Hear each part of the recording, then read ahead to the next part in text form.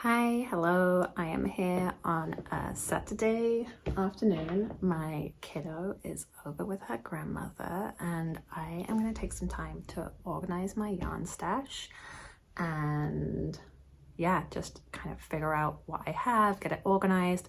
I'm hoping to get it up on Ravelry as well. I've been thinking that might be the way to go with keeping a record of it and keeping it a bit under control.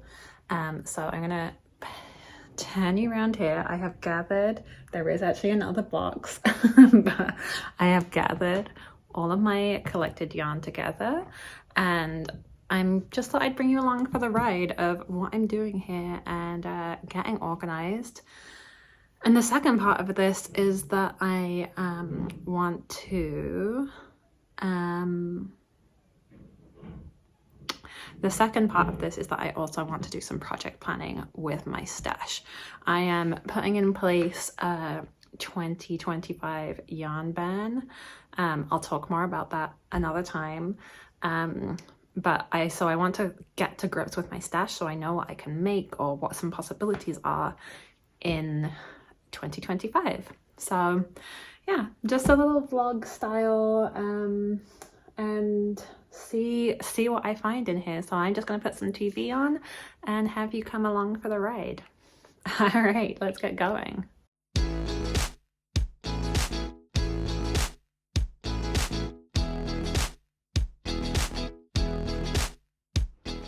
Side note, I'm about to put AK Nora knits on.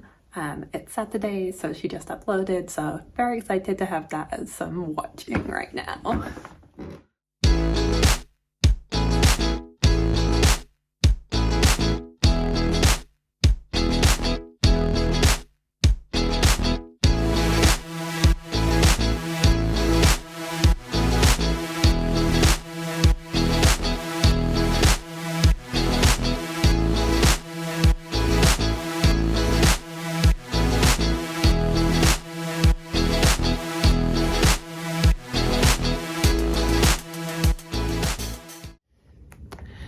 I'm just stopping in to show you something that I dug out of one of my boxes. These are my yarn scraps. So you know when you have like little random bits left over at the end,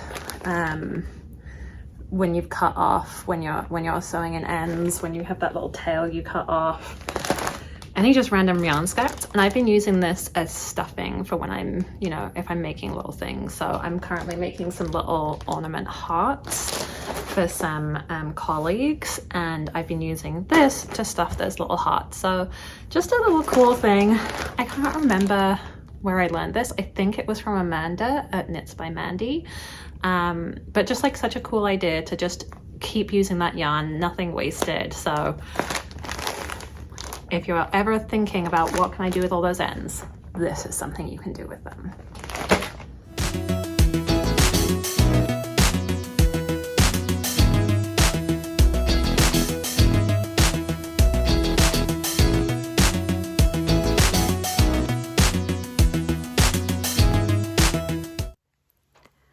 Okay, hi, hello. We are about an hour and a half into my stash organization. I am feeling a little bit overwhelmed.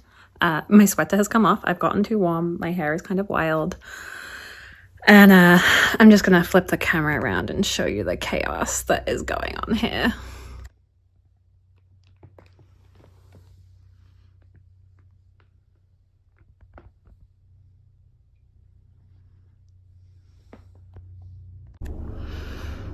So it is taking a while. I am feeling a little bit stressed out, but I think it's good. I think it's good to be doing this organization. I think it's be good to know what I actually have. I've already started thinking about the things I have plans for. So I think this is a good process. I'm just feeling a little bit overwhelmed right now. Okay, I'm gonna get back to it.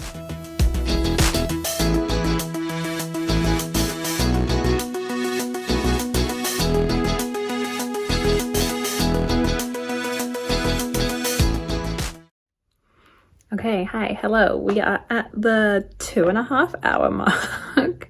I'm still not done. I think part of the reason this is taking so long is the adding it onto Ravelry. Obviously, if I were not entering it in on my laptop, and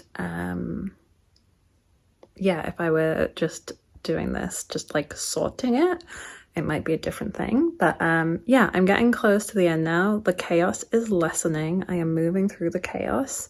So soon I should have things organized and I can start thinking about putting things away and just finishing up this organization task.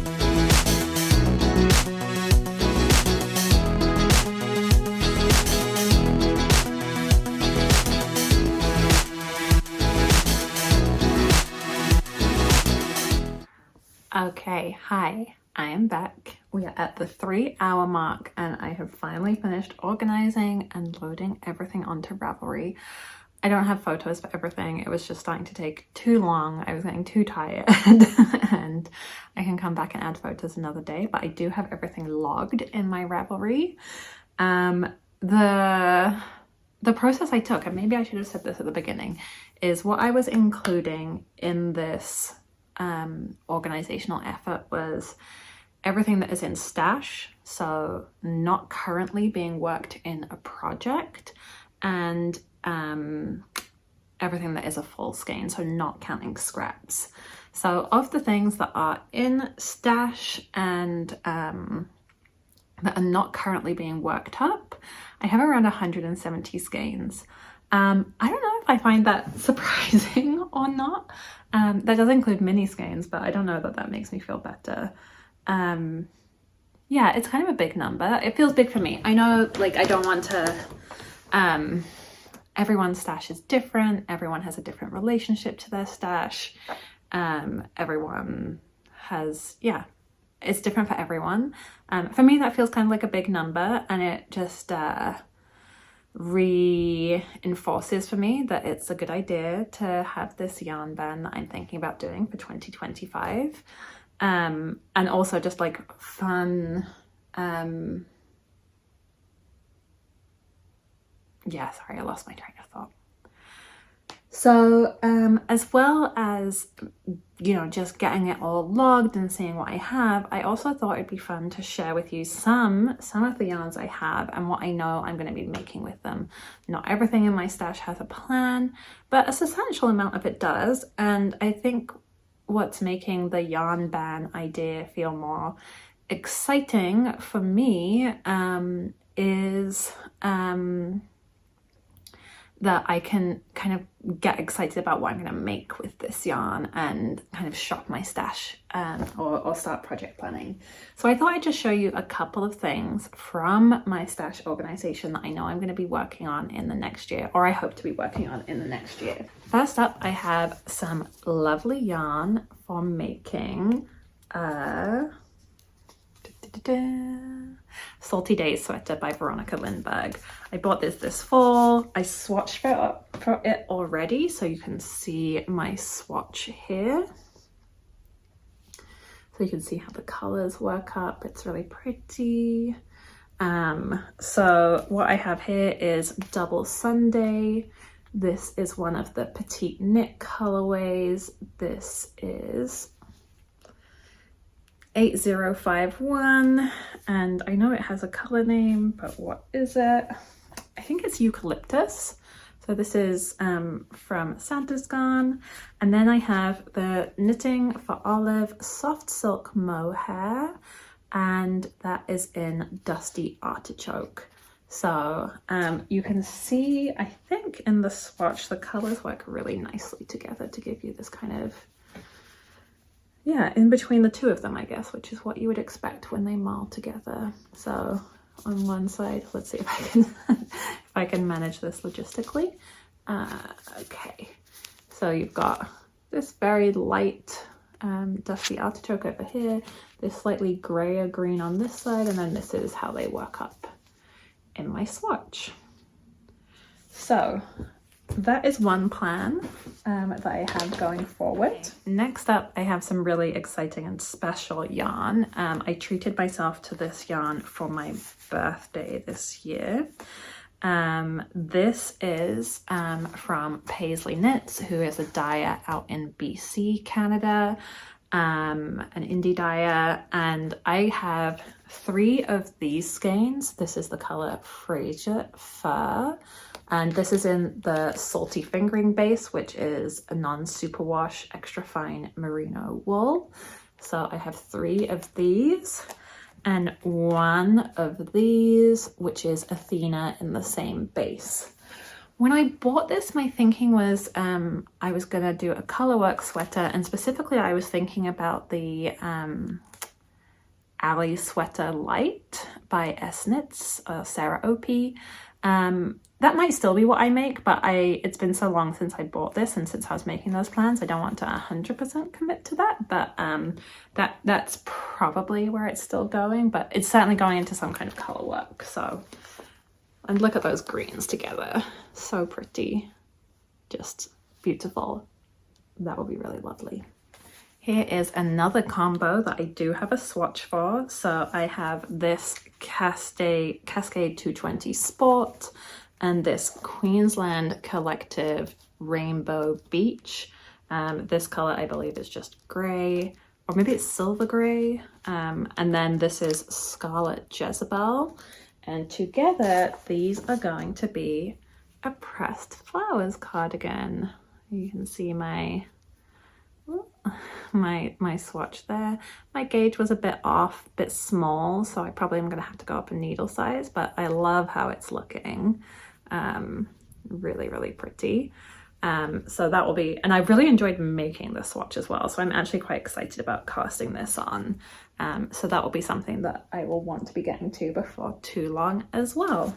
Okay, next up I have some yarns from Knit Picks, and I was really inspired by Andrea Mowry's framed sweater. This was her 2024 Rhinebeck sweater, and I was just really, I loved the way it looked, and however, the spin cycle is definitely out of my budget, but one thing I really like about Andrea Mowry is her patterns often offer substitutes, or recommended substitutes at different price points, and she had recommended the Chroma yarn from Knit Picks. So this is a worsted weight yarn. This colorway is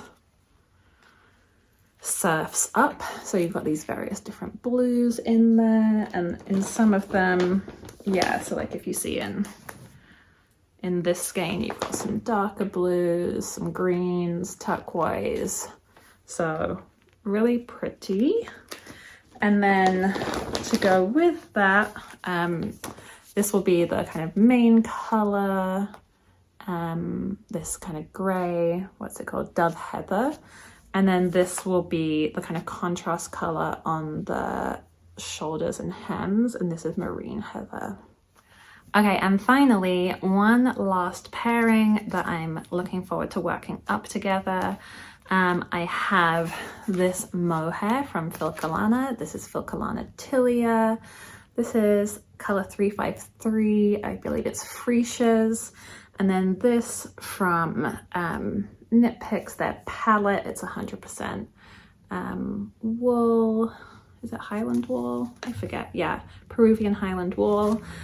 This is the color Penny Royal. So we've got these shades of purple. It's very light purple, this slightly darker silvery purple, but it works up really prettily. Originally I had bought this yarn to make something else. I was gonna make a Phantom Fuzz top. I made the Phantom Fuzz in 2024.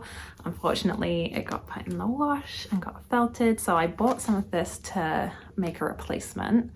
However, I'd made my first Phantom Fuzz in Surrey Alpaca, and I actually just liked the way that looked better. It's just fluffier and fuller. So I ended up getting some extra balls of this and this, so that I could use these yarns together to make a cardigan. I'm thinking the April cardigan by Petite Knit, but I haven't 100% decided yet. Obviously, probably lots of DK weight cardigans I could get with these two yarns together. But that's kind of where my mind was, because that's just like a really classic cardigan. All right, that is it for today. I am quite tired, still a little bit overwhelmed, still have to put some stuff back away now, but glad to have got organized. Thanks for hanging out with me while I did this. Curious, have you ever been through this process for yourself? How do you keep track of your stash? Yeah, anything you want to share about how you're figuring out your stash, would love to hear. And otherwise, if you like this video, remember to hit the like button, subscribe to see me back on your YouTube in the future. And yeah, just would love to hear from you. Leave a comment down below. All right, take care everyone. Bye.